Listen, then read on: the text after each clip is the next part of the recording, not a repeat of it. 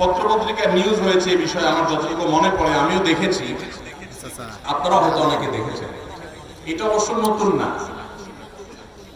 বিয়ের বাড়িতে চিংড়ির সাইজ যা দেওয়ার কথা ছিল বা এক্সপেক্ট ছিল তার চেয়ে একটু ছোট, এই কারণে মারামারিতে একজন নিহত। এদের ঘটনা প্রায় আপনারা শুনেন না পত্রপত্রিকা। স্ত্রীকে জামাটা ইস্তারি করে দিতে বলছে, বেচারি ভুলে গেছে, এই জন্য তালাকি দিয়ে দেয়। শুনেন কি শুনেন না? এই যে অসহনশীলতা, এই যে অসহিষ্ণুতা, এটা আমাদের সমাজে বাড়ছে। বিশেষ করে প্রশ্নে যেটাতে আসছে যে খাত্তার অনুষ্ঠানকে কেন্দ্র করে এটা হয়েছে, কেন এটা হয় ভাই? এর দুইটা কারণ আমার কাছে মনে হয়। নাম্বার এক, এই যে খাত্তার অনুষ্ঠানে মারামারি হয়ে 4 জন আহত, বিয়ের অনুষ্ঠানে মারামারি হয়ে বিয়ে ভেঙে যায়, মানুষও খুন হয়, এরকম ন্যাক্কারজনক ঘটনা পৃথিবীর আর কোন দেশে হয় আমি জানি না, তবে আমাদের দেশে হয়। দুর্ভাগ্য আমাদের। এর একটা কারণ হলো এই খাতনার অনুষ্ঠান তো খাতনার অনুষ্ঠান না, এটা চাঁদাবাজির অনুষ্ঠান। বিয়ের অনুষ্ঠান তো বিয়ের অনুষ্ঠান না, এটা আরেক চাঁদাবাজি অনুষ্ঠান। এখন যেই লোকটা 2000 টাকা দামের গিফট নিয়ে আসছে, সে জমা দেওয়ার সময় চিন্তা করছে 2000 টাকা ওষুধ করতে হবে। এখন খাইতে বসতে একবার বস্তু দিয়া একবার বারবার শুধু ঝোল দিয়া বিদায় দেন, তার তো চান্দি গরম হবেই। সে তো আপনার এখানে ইনভেস্ট করছে, এটা তো ব্যবসা। আপনার যেরকম ধান্দা তারও কি ধান্দা। পৃথিবীর কোন দেশে এই নোংরা নিয়ম আছে আমি জানি না, তবে আমাদের দেশে আছে। আমরা জানি রেস্টুরেন্টে এটা হয়, রেস্টুরেন্ট, ভাড়ার বিনিময়ে আরাম।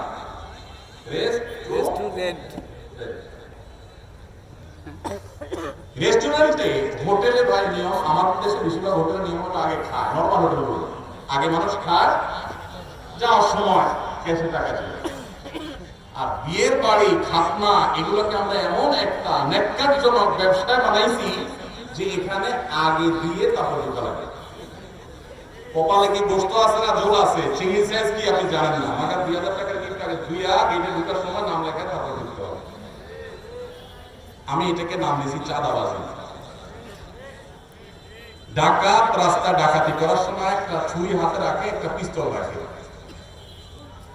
বিয়ে এবং খাতনার অনুষ্ঠানেও চাঁদাবাজি হয়, এখানেও ডাকাতি হয়। পার্থক্য এটুকু যে এখানকার ডাকাতরা চেয়ার টেবিল নিয়ে বসে। বুঝেন না কথা? সাধারণ ডাকাতরা অস্ত্র নিয়ে ধরে, আর এখানে চেয়ার টেবিল খাতা কলম নিয়ে, হ্যাঁ ঢুকতেছেন বলেন কি না কি আছে। এই জন্য এই সমস্ত দাওয়াত পাইলে মানুষের মন খারাপ হয়। অনেক মধ্যবিত্ত মধ্যবিত্ত মানুষ আছে, নিজে চলতে কষ্ট হয়, কিন্তু বিয়ের একটা কার্ড ধরে দিচ্ছে, খাতনা একটা কার্ড ধরে দিচ্ছে, না গেলে বলবে বকি, আর গেলে টাকা দিতে হবে। খাবে না 500 টাকা, দিতে হবে 2000 টাকা। এটা কি জায়েজ না জায়েজ কাজ? যুবক ভাইরা যারা বিবাহ করেন নাই, বাবাজিরা যারা ছেলে মেয়েকে বিবাহ করাবেন, আল্লাহর ওয়াস্তে দীপ্ত কণ্ঠে শপথ করেন এবং মনে মনে সংকল্প করেন, আমরা ইনশাআল্লাহ এই অনাচার এই সমাজ থেকে দূর করব। আপনি খাতনা করাবেন, খাতনা অনুষ্ঠান করবেন, কয়েকজন মানুষকে মেহমানদারি করবেন, ভালো জিনিস খাওয়া, অসুবিধা নাই, কোনো আলেম নিষেধ করেন নাই তো এটা। কিন্তু আপনি সেটাকে ব্যবসা বানায় নিছেন। আপনার যদি খাবারের ব্যবসা করার এত প্ল্যানই থাকে, এই দাওয়াতের নামে নাটক না করে আপনি রেস্টুরেন্ট খুলে বসেন, খানা বেচবেন, 500 টাকার খানা খাওয়াবেন, হাতিয়ে নেবেন 2000। অনেক জায়গায় আগে থেকে যোগ বিয়োগ করা হয়, মেহমান দাওয়াত দিব 500, খরচ হবে এত, এক একজন এবারে যে 1000 করে আনলো, লাভ থাকবে। এটা কি ব্যবসা না? ব্যবসা না? এই ব্যবসার অনুষ্ঠান করতে আমাদের লজ্জা হওয়া উচিত। যুবক ভাইরা বিয়ের কার্ডে লিখে দিবেন, অনেক জায়গায় অনেক যুবকরা শুরু করেছেন, আমি দেখেছি মাশাআল্লাহ। বিয়ের কার্ডে লিখে দিবেন, বিবাহ একটি সামাজিক অনুষ্ঠান এবং একটি ইবাদত, একটি আমল।